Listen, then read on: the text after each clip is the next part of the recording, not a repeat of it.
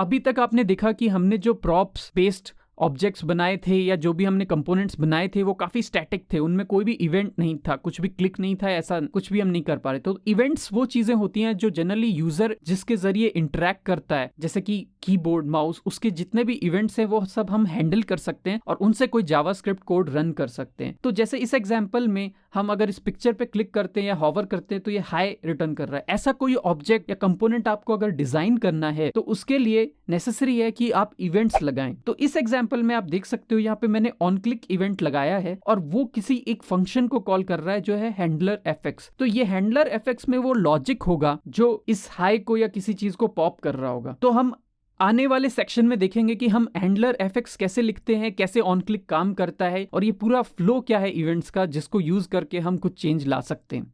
तो सबसे पहले हम देखेंगे कि हैंडलर एफएक्स एक नॉर्मल फंक्शन है जो आपके रिएक्ट के कोड में लिखा हुआ होगा। वो फंक्शन तब कॉल होता है जब आप कुछ चीज को क्लिक करते हो। ऑन क्लिक एक चीज है, वैसे ही ऑन फोकस भी है, ऑन ब्लर भी है। इस तरह के बहुत सारे इवेंट हैं जो HTML इवेंट से ही इंस्पायर्ड हैं। तो क्लिक जब आप माउस क्लिक करते हो, फोकस जब आप किसी चीज में के अंदर एंटर होते हो, जैसे आप किसी इनपुट बॉक्स में क्लिक करते हो या उससे बाहर आते हो तो ब्लर, ऐसे ही किसी इनपुट में कुछ चेंज करते हो तो उसको चेंज इवेंट कहते हैं। ऐसे ही ड्रैग, अगर आप माउस से कुछ ड्रैग कर रहे हो तो ड्रैग इवेंट कॉल होता है। ऐसे ही आप कट करते हो तो कट इवेंट, अगर आप माउस अप करते हो मतलब आप माउस अगर प्रेस्ड है उसको रिलीज करते हो तो माउस अप इवेंट होता है। ऐसे ही माउस ओवर, जब आप किसी पे हॉवर करते हो माउस से तो माउस ओवर। ऐसे और भी इवेंट्स हैं। कहने का मतलब यह है कि कोई भी इवेंट को आप कंबाइन कर सकते हो किसी फंक्शन से, यानी आप चाहते हो हॉवर पे ये हो या डबल क्लिक पे ये हो या क्लिक पे ये हो तो वो पॉसिबल है यूजिंग दीज इवेंट्स।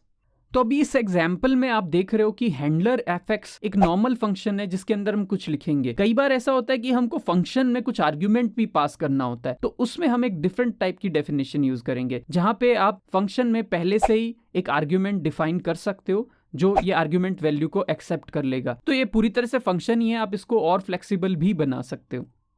एक और चीज ध्यान देनी होगी कि क्योंकि आर्ग्यूमेंट आपने दिया है तो हैंडलर एफएक्स अगर आप सीधे लिख देते तो वो कॉल हो जाता है ऑन क्लिक पे। अगर आप उसमें आर्ग्यूमेंट वैल्यू लिख देते हो तो एक एग्जीक्यूशन कॉल हो जाता है, तो यानी ऑन क्लिक होने से पहले ही वो कॉल हो जाएगा। तो इस वजह से हमने उसको एक एरो फंक्शन के अंदर कंटेन किया है। तो ये चीज आप समझ सकते हो। आपने पिछले एग्जांपल में देखा होगा हैंडलर एफएक्स सीधे ब्रैकेट्स के अंदर है और वो केवल फंक्शन की डेफिनेशन है, तो हमने फंक्शन एग्जीक्यूट नहीं किया था। तो यहाँ पे अगर आप आर्ग वैल्यू पास करते हो तो फंक्शन एग्जीक्यूट हो जाएगा, तो उसको बचाने के लिए हम उसको एक एरो फंक्शन के अंदर कंटेन करते हैं। अगर आर्ग्यूमेंट पास करना है एक्स्ट्रा तो यही एक तरीका है, एरो फंक्शन बना के आप हैंडलर फंक्शन लिख सकते हैं।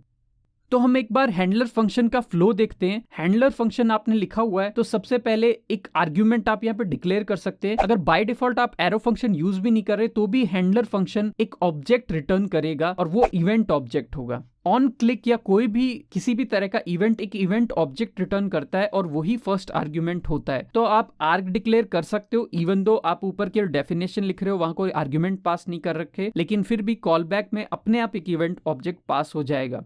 अगर आप इसको बहुत ही क्लियरली देखना चाहते हो कि आप खुद से उस इवेंट ऑब्जेक्ट को पास करो तो आप इस सेम चीज को एरो फंक्शन में भी लिख सकते हो, जिसमें आप एरो फंक्शन लिखोगे जिसका आर्ग्यूमेंट ई अपने आप एक इवेंट ऑब्जेक्ट ये ऑन क्लिक पास करेगा इसमें, जो कि लेटर ऑन यहाँ हैंडलर एफएक्स के आर्ग्यूमेंट की तरह पास हो जाएगा, जो कि फाइनली आपके फंक्शन में पास हो जाएगा और उसको आप यूज कर सकते हो। तो केवल ई को पास करने के लिए आपको एरो फंक्शन बनाने की जरूरत नहीं है, लेकिन हाँ अगर आपको ई के साथ में कोई और आर्ग्यूमेंट पास करना पड़ा तो उस केस में आपको यही स्ट्रक्चर फॉलो करना पड़ेगा। तो बाय डिफॉल्ट अगर आप ये एरो फंक्शन नहीं लगाते तो भी एक आर्ग्यूमेंट ई यानी इवेंट ऑब्जेक्ट पास होता है। अब देखते हैं इवेंट ऑब्जेक्ट एक्चुअली में कर क्या रहा है और उसमें क्या इंफॉर्मेशन है जो हमको मिल सकती है। इवेंट ऑब्जेक्ट काफी सारी इंफॉर्मेशन रखता है जो हमको यूजफुल है अबाउट दैट इवेंट, जैसे event dot target dot value. तो ये एक ऐसी वैल्यू है जैसे इनपुट में जो भी आप टाइप कर रहे हैं वो उस वक्त E dot target dot value में प्रेजेंट होगा, वो इन्फॉर्मेशन आप उससे निकाल सकते हो। ऐसे E dot target dot files में आपने जो भी फाइल अपलोड की है उस बटन से वो आपको मिल सकती है। ऐसे ई डॉट प्रिवेंट डिफॉल्ट ये एक फंक्शन है जो उस पर्टिकुलर इवेंट से होने वाले डिफॉल्ट चीज को रोकता है। जैसे कि सपोज आप फॉर्म सबमिट करना चाहते हो, अगर आप लिख देते हो प्रिवेंट डिफॉल्ट तो वो फॉर्म सबमिट नहीं होगा, या किसी तरह से कोई चीज के हॉवर करने पे कोई इफेक्ट होता है और प्रिवेंट कर देते हो तो वो चीज अवॉइड की जा सकती है। तो आप इवेंट से डिफॉल्ट बिहेवियर भी चीजों का कंट्रोल हटा सकते हो।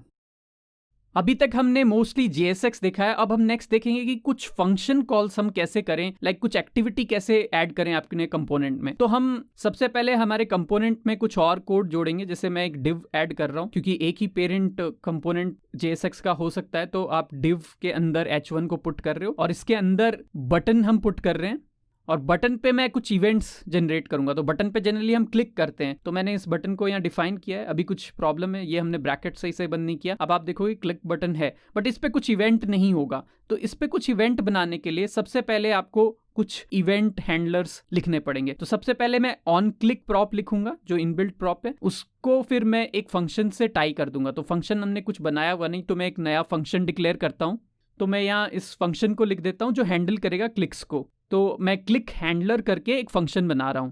तो इसमें अभी कुछ नहीं कर रहे, हम एक कंसोल लॉग प्रिंट करवा रहे हैं, जिससे पता लग जाए कि ये बटन क्लिक हुआ या नहीं, इवेंट हमारा कॉल कर रहा है या नहीं। तो हम सीधे ऑन क्लिक पे ये क्लिक हैंडलर लिख देंगे। तो आपको ध्यान ये देना है कि आपको डेफिनेशन कॉल बैक की तरह पास करनी है। तो अब आप इस पे क्लिक करोगे तो आप देख रहे हो यहाँ पे क्लिक बार बार आ रहा है जितनी बार आप क्लिक कर रहे हो, बट कभी भी इसको आपको कॉल नहीं करना है। जैसे ये मैंने अगर लिख दिया, जैसे ये ब्रैकेट्स लगा के मैं इसको एग्जीक्यूट, तो क्लिक बिना क्लिक किए ही आ जाएगा, क्योंकि आपका फंक्शन एग्जैक्टली तभी कॉल हो गया जब आपका रेंडर फंक्शन चला। मतलब ये रिटर्न वाला पार्ट जैसे ही चला, ये अपने आप ही हो गया। तो हमेशा आपको ध्यान रखना है कि फंक्शन की डेफिनेशन पास करनी है आपको ऑन क्लिक में, न कि फंक्शन को एग्जीक्यूट करना है। अब हम देखेंगे कि अगर एक फंक्शन में हम आर्ग्यूमेंट्स पास करना चाहते हैं, जैसे मैं यहाँ नेम पास करना चाहता हूं, तो नॉर्मली किसी फंक्शन में इस तरह से आप पास कर सकते हो किसी आर्ग्यूमेंट को। लेकिन यहाँ पे प्रॉब्लम ये हो जाएगी कि क्योंकि ऑन क्लिक के अंदर वो सीधे कॉल लिखा हुआ है, तो सीधे ही कॉल हो जाएगा। मतलब जैसे क्लिक्ड अभिषेक ऐसे ही कॉल हो गया रिफ्रेश करते ही। तो अब ये प्रॉब्लम है। तो यहाँ पे हम इस